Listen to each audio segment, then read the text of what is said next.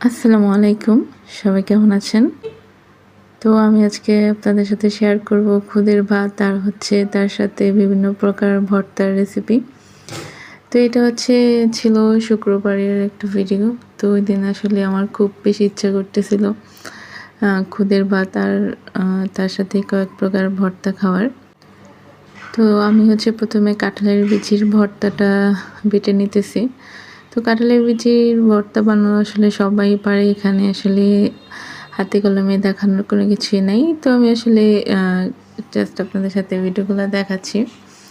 তো আমি একটা শুটকি দিয়ে কাঁঠালের বিচিটা তেলে নিয়ে তারপরে ভর্তাটা বেটে নিতেছি। এখন আমি পেঁয়াজ বাটতেছি। আমি কাঁঠালের বিচিটা প্রথমে হালকা একটু সিদ্ধ করে নিয়েছি, কারণ টেলে নিলে বাটতে অনেক বেশি কষ্ট হয়ে যায়।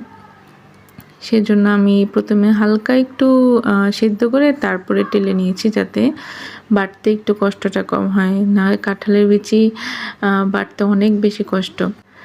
আমার মতো কে কে আছেন যে কাঁঠাল বেশি পছন্দ করেন না, কিন্তু কাঁঠালের বিচি অনেক বেশি পছন্দ করেন? যে কাঁঠালের বিচি আমার ভাজা খেতেও ভালো লাগে, তরকারিতেও ভালো লাগে, ভর্তা খেতেও অনেক ভালো লাগে। তো আমার কাঁঠালের বিচির ভর্তাটা রেডি। এখন আমি তৈরি করব ডালের ভর্তা। এখন মসুরির ডাল।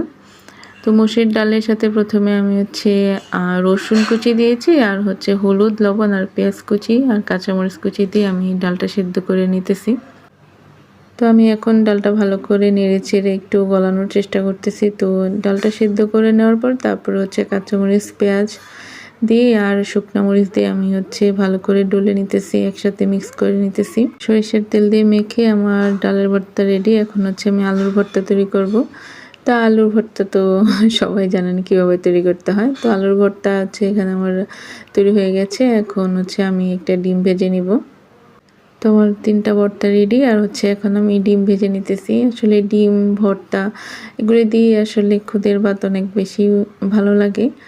খুদের ভাত আসলে অনেক বেশি পছন্দ আমার। কার কার পছন্দ জানাবেন।